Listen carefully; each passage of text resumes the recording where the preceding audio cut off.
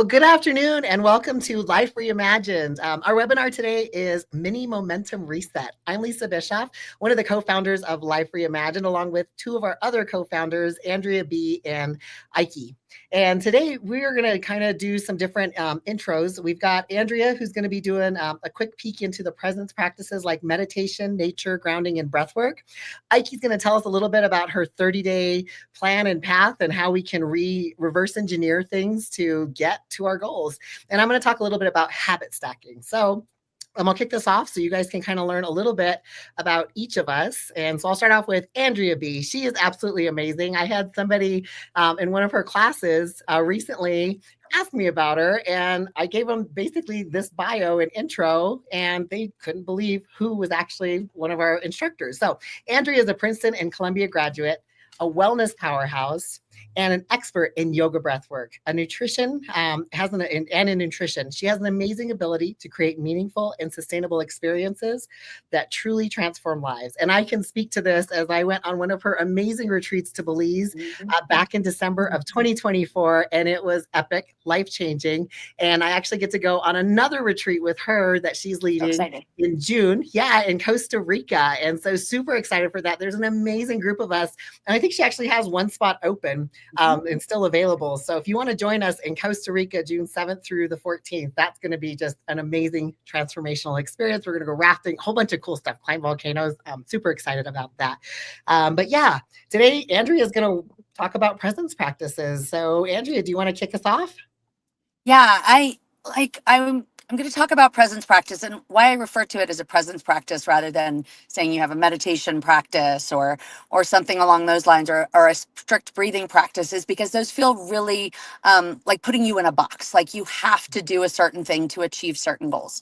By a presence practice, I'm really talking about how can you raise your ability to be present in the events that you're doing each and every day. I mean, there's things going on all the time. We all lead busy lives, and there's always things going around. We have that monkey mind that we're already always thinking about the next thing that's going to happen. Like we might be doing something we even love, but we're already like, oh, but after this fun walk or workout or whatever your fun thing is, you're like, oh, now I have to go to work. And when I go to work, I have to do this. And then at the end of the day, I have to do this. So you're always steps ahead, and we're never really right in the moment. And a presence practice helps bring you back into the moment so that you can enjoy your life a little bit more. And so when I talk about a presence practice, like I mentioned, it could be something like meditation. And meditation can be incredibly powerful. I was just talking to somebody in one of my classes the other day. Like Lisa mentioned, I teach a lot of different fitness classes. And after class, she mentioned to me that she's having a lot of trouble with brain fog, and that she has trouble remembering. It was a yoga class, and she was having trouble remembering the poses. But she says, like, all day in and out, she has trouble just kind of staying focused on a task and remembering her things. And I mentioned, does she have a meditation practice? And when I say that, I don't mean that it needs to be sitting for an hour every day, quiet, completely cordoned off from the rest of the world. It could be something as short as 1 minute or 2 minutes, just to sit and breathe and notice the things around you so that you are truly, truly present in the moment. And like anything else, like any other muscle in your body, the brain, it's not a muscle, but it builds strength and resilience the same way other muscles do, in the sense of 1 to 2 minutes can then become 3 to 4 minutes and 4 to 5 minutes. And then eventually you might be able to be present in an actual activity you're doing rather than just kind of skimming by and waiting for the next thing to happen. Now, like I mentioned, meditation is something that can help with that. But if meditation, for whatever reason, is too boring, it seems too weird, like you're like, I can't sit for that period of time. It might be something as simple as a walk in nature, like take a forest path. We live here in Colorado. There's tons of beautiful, beautiful hiking places to go. But take off your earbuds. Don't listen to it, don't multitask by doing a podcast or listening to music or something like that. Just enjoy the sounds and the scenery around you and be utterly present in it while you're moving. It could also look like something, some people enjoy getting their heart rate up and taking a run or taking a fitness class where you're completely present. You don't have your phone nearby and you're answering texts between sets and all that kind of thing, really being present for that moment. So when I refer to a presence practice, it's not necessarily, sitting quiet, cross-legged on a bench somewhere. It could look a lot of different ways, but it's just that practice of staying right here, right now. And it's so valuable, like I mentioned, for brain fog. It's so valuable for you to enjoy every moment in your life. Because if you're always waiting for the next thing, you're not actually where you are right now. That's good. And that's so true. And you talk a lot about these principles in your well-being blueprint as well, correct? Like is it a 6-week workshop In that the you do? in the well-being, yes, we're especially talking about emotional resilience and emotional strength, because oftentimes that reactivity aspect we have in our systems, when somebody says something to us, cuts us off in traffic, your child is screaming in a grocery store, your initial reaction is to react, to be rash and do something that may not necessarily need to happen in that moment. And a presence practice helps slow you down enough so that you can take a moment before you react and react a little bit more intelligently and not do something you regret. Viktor Frankl, who he wrote Man's Search for Meaning. It's an excellent book if you've ever read it. But Frankl has this quote, and I'm just going to riff it. I'm not sure it's going to be accurate, but he says there's a moment between stimulus and response. And in that moment is where everything happens. And what he's basically talking about is you're going to get triggered. You're going to have things coming at you. You're going to have things that you want to react to. But if you can take that moment before the reaction, before your response, and just pull back a little bit. Doesn't mean you're not going to respond. Doesn't mean that you're just going to take it. But it means you're going to react in a way that is more appropriate, more something that makes you feel more true to yourself rather than reactive. Thanks for sharing all that. Like what, so now we have our retreat coming up next week, April 25th and 26th. Yep. Here in Colorado Springs. What are people going to get to hear from you at the retreat? Yeah, we're going to talk a lot about, and this kind of stems into one of the major topics I'm going to address, is this idea of grit. And grit when you're trying to pursue a goal, whether that's an entrepreneurial goal, whether that is a personal goal, whether it's a lifestyle goal. But sometimes you have to have the grit, the stay with itness that keeps you on your game plan. And that may a presence practice can help you do that, because if you sit and meditate, if you walk, if you focus on your goal and know that that is the direction you want to go in, that little things that get in the way, little failures or little things that might make you think that you can't achieve what you want, don't have to be, the things that stop you. So your grit is your ability to move forward even when things get rough, and to remind yourself that I'm present in this moment and I will get through this, and I'm not going to react in a way that stops me from achieving what I want to achieve. Cool. I'm excited for your sessions. I always learn so much from you. So I'm excited that I always get to be in the room when we're doing these. So very cool. Thank you, Andrea. Our next person we've got is the amazing Iky Chan. I met Iky over a year and a half ago and just absolutely love her. Very thankful for her. And she's brilliant. She is a born artist with 3 engineering degrees. She's got 2 more engineering degrees than I do. So I'm a little bit jealous, but that's okay. Because once I finished my engineering degree, I think I was good with mine. So, but she's also the former leader of a $10 billion plus global tech enterprise. She has an extraordinary talent for taking bold ideas and turning them into lasting innovation and success. Now, Iky helps individuals and leaders and teams achieve transformational results by breaking down complex visions and actionable 30-day plans. Her expertise and strategy focus and execution are unmatched. And I am a product of her plan and just her systems and everything that she has developed. I've gotten to utilize and start implementing, and it's exciting. Every time she comes up with something new, I am just blown away because it's going to help me level up and help me achieve my goals. So today you're going to kind of give us a little bit of a sneak peek, right, into what we can expect at the retreat coming up April 25th and 26th. Yeah? Yes, absolutely. Hello, everyone. And so I have a long history working with individuals and teams on materializing their ideas, bold ideas.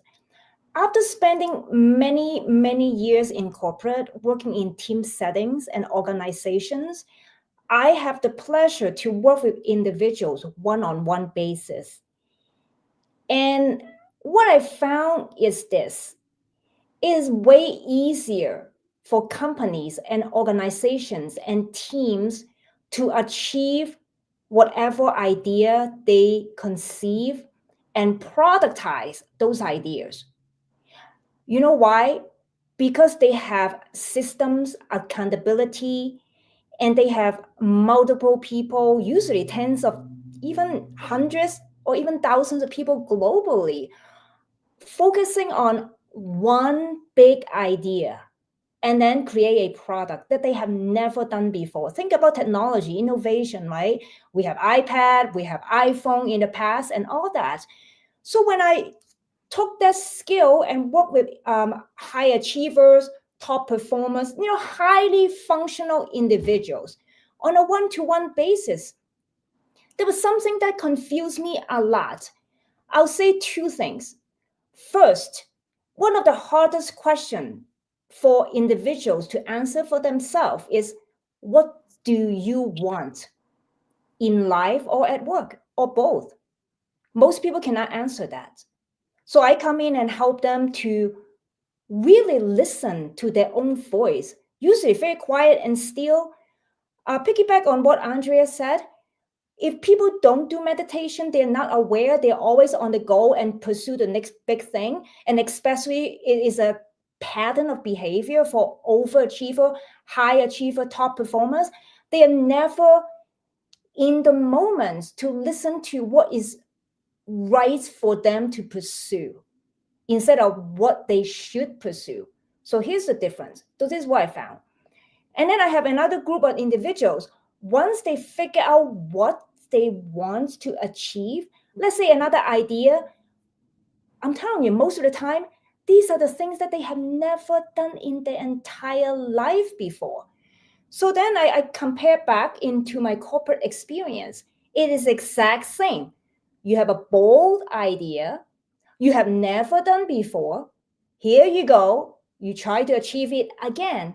Now, for an individual, that's a big deal because, as I said, it's something they have never done before. It doesn't matter how capable they are until that point. Doesn't matter. They have never done it before. So might as well start from scratch. So this is what Andrea's teaching of grit really come in. Again, these are people who have done amazing things, super successful. But when they try to go to the next level, they are just like the rest of us. Like, how do we get started? So I perfected a system, a very simple framework to help individual to really hone in, to really listen to their hearts and figure out what they want to achieve, that one big idea, and then translate it into perhaps mini goals or what they intend to see, like 30 days. Let's talk about the 30-day action planning framework. Then I kind of walk them through, and once they have a vision and a strong emotion that pull them forward to that 30 days from today, I help them reverse engineer what they need to do to achieve that in 30 days. But guess what? We all know what happened when we have a plan. As soon as we finish planning, we all can expect something will change for whatever reason. So I'm very excited about the retreats because we design and engineer our entire team, core team. The curriculum really walk a participant the moments they arrive at the retreat and prep them through many programs, modules, breath work, etc., to help them get into the right state of mind and body so that when they begin the 30-day action planning session, they are ready. I have not encountered anyone coming in Usually, some of them have no idea what they wanted to achieve at the end of the retreat, or they don't know what they want, etc. I have not encountered a person who walk into the retreat and then at the end of the retreat still completely lost. Actually, they are energized. I remember one participant came in, didn't know what to expect, and guess what? After she finished the retreat, the same weekend she finished writing a workbook that was inside of her for many years. So we have stories like this. It's real. It's like every single one pleasantly surprised me. Yeah, and Yeah, I think what's beautiful too, I was just going to say, from attending Iky's session, is that she does it in a very relatable way, where you can really identify those things within you that you want to achieve in a way that's not. It doesn't feel clinical. It feels very much personal and very special to you. Yeah, absolutely. And I will say I was pretty lost. And we're 4 months already into 2025, right? It's April. And I did not have a lot of clarity and direction at the beginning of the year. And Iky, I mean, we sat down, I listed out at least 12 goals to start with because I was all over the place. I have a big whiteboard in my office with everything listed. And she goes, you need just narrow it down, write them all down. And we've been knocking them off. We took her 30-day plan and reverse engineered everything. And we've been working on different pieces. And I've already knocked off, I think, at least 3 of them. My book is finally almost to the publisher, and that's something that's been in process for a year and a half. So I will say Iky's 30-day plans and the systems she's developed are absolutely amazing, and very thankful for them. So I'm excited for people, getting to build those out and figure out what do they want to finish, how do they want to finish 2025, what do they want to do in the next 30 days and see results. And so that's super exciting. Yeah, one thing I want to add is for some of you may think, okay, 30 days is limiting, right?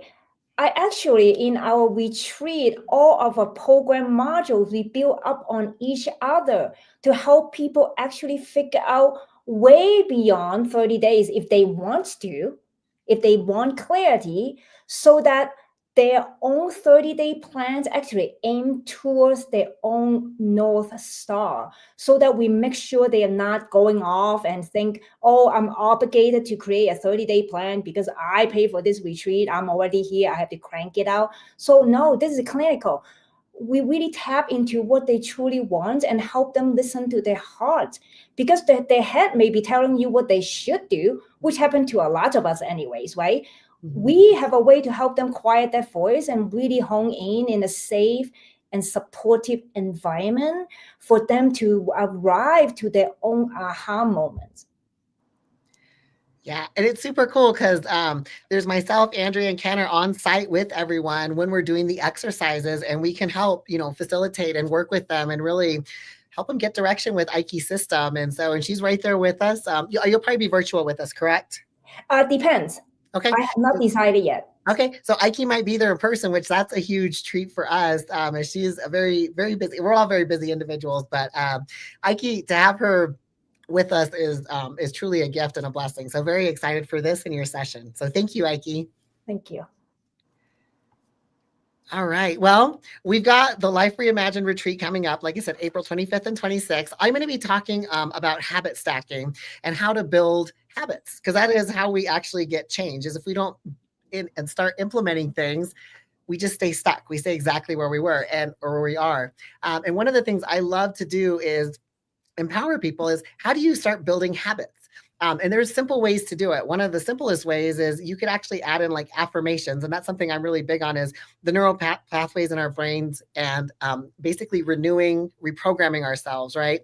And having better thought patterns. Because a lot of us live with negative thought patterns on a regular basis, and having positive thought patterns and having that foundation is just super important. So for instance, if you were to start doing positive affirmations after you brush your teeth, so something you could just start building into your routine in the morning, is super powerful. I noticed, Andrea, you post every day on social media about your yoga practice, correct? Yep. How did you build that in? Was that, how long ago did you start that, and how did you build that? Wow, I do a daily yoga practice and it's no fail. Like I was just in Florida last week and I was in a hotel room with my son, his girlfriend, and myself, and they were sleeping, but I'm like crawling on the side of the bed, put my mat out and did a quiet practice in the dark because I knew that was the only time I was going to get it done. And I started posting about it largely because I wanted to help keep myself accountable to, I'm like, if I don't post, then did it happen? And I know that's very much today.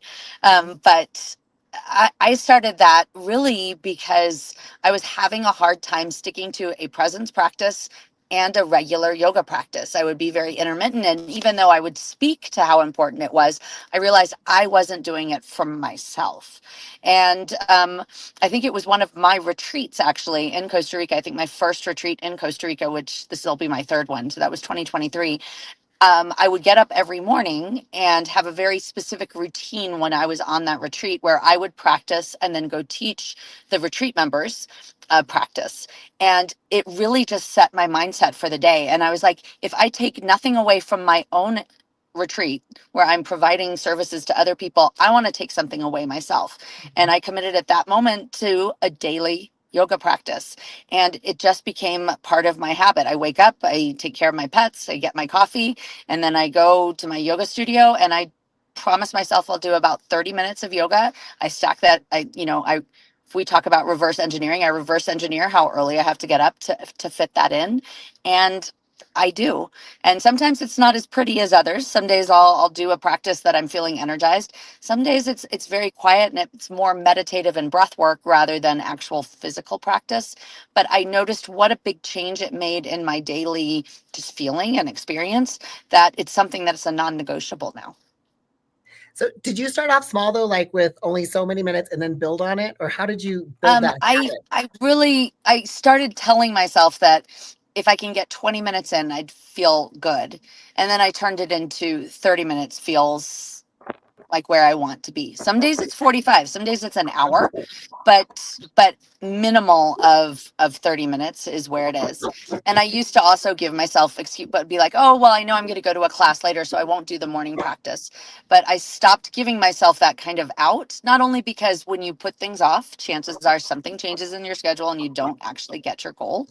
But I also stopped doing that because I'm like, it's the morning ritual that creates the whole sensation for the day. So I find that morning happens whether or not, regardless of what's going to happen for the rest of the day. Very cool. Thank you for sharing that. Like, I've been following you on social media for a long time and always see your hashtag. What is your hashtag for that? It's hashtag yoga every damn day. Yeah. And sometimes I'll say, like, those pictures, they might be me in the dark. They might be pictures of me doing yoga with my cat. They might be pictures of me doing yoga in my pajamas. Like, it's not about the optics of it. It's more about the action and the authenticity to myself that I'm actually doing it. It's very cool and it's very inspiring. Like I said, you're always on there, and sometimes it might be a post later in the day, but it's always on there regardless. It shows up. So I don't always get the post up early in the morning, but I did the practice. Very cool. And it's like when you habit stack intentionally, you stop living on autopilot, but you have to be intentional. Otherwise, it doesn't happen. And I know for me personally, I had to start building in a habit of doing my workouts in the morning. If I try to do workouts in the afternoon, it is a struggle because my day sometimes will run me over. I get booked with meetings and just stuff happens. And it's probably one of the hardest things. So I'm very intentional with my habits of putting them in the morning or making them non-negotiables. And that's something we're going to talk about at the retreat, shifting from survival mode to strategy mode, and building identity-based habits, things that work for you and serve you. And so I'm super excited that we're going to get to talk about all of that. Again, our retreat is next weekend, April 25th and 26th here in Colorado Springs. We start Friday night around 5:30 p.m. and go till about 8:30 p.m. And then Saturday morning, we start 8 a.m. and we go until 5:30 p.m. and lunch is provided. We would love for you all to join us. You can go to our website, www.f2x.co. And I encourage you, if you want to connect with any of us that you saw today on this webinar, find us. We've got Andrea. You can connect with her at Andrea B, yogaandwellness.com. And then Iky, you can connect with her at ikychan.com. And both of them have amazing resources on their websites. If you want to find out more about Andrea's upcoming retreats, there's Costa Rica in June and then Belize in December, again in this year. So that's good. Those are exciting. And Amazing. again, life changing. Yeah. And then Iky has ongoing things. So again, you can check her website. And then, yeah, f2x.co. We would love to see you guys join us at the retreat. Did you guys want to add anything else in? I was just going to say that the upcoming retreat, I think, will be just so amazing in terms of it's coming at this point of the year, the beginning of, we can say clinically the second quarter, but April, which is the beginning of hopefully spring. I know it's supposed to snow this weekend, but hopefully spring will be coming. And it's kind of this idea of renewal. And even though January, when we had our first retreat this year, is that time of resolutions and excitement and all that at the beginning of the year, now we're actually coming into April where there could be a lot of excitement with the change in weather, the change in schedules for people, whether their kids are coming out of school or they're starting, this idea of planning for summer, that it's a great time to just sit back, reevaluate what you wanted to do in January and see if it's still true to you in April and how you can continue the momentum forward into the rest of the year. Yeah, I love that. Continue to reevaluate. As I mentioned before, for those of you who had a solid plan or spend the time to craft out your 2025, I bet some of you already have changes in situation or changes in passion, desire, whatnot, that you may be ready to recreate what your next 30 days will look like. So this is like a best place for you to come in. Again, it's a safe, nurturing, and supportive environment. We meet you where you are. You're an expert in planning or not. We welcome you to join.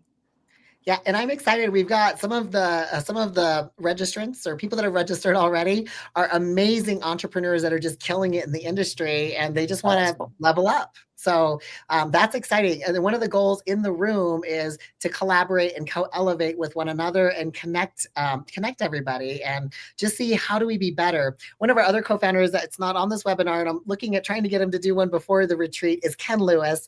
He will actually be talking about personal branding and AI tools. So you're going to have all these plans and everything, but how do we actually help you implement a lot of it? And there's actually tools and resources out there to help you be better and make it a little bit easier and make it the best version. And so he'll be speaking to that. And so I'm super excited for all of our sessions and for the weekend to come. And so we look forward to seeing you there. Reach out to any of us. We're happy to help and connect with you and be a resource. So thank you all for joining us today. And hopefully we will see you next weekend. Bye, everyone. Thank you. Bye. Thank you.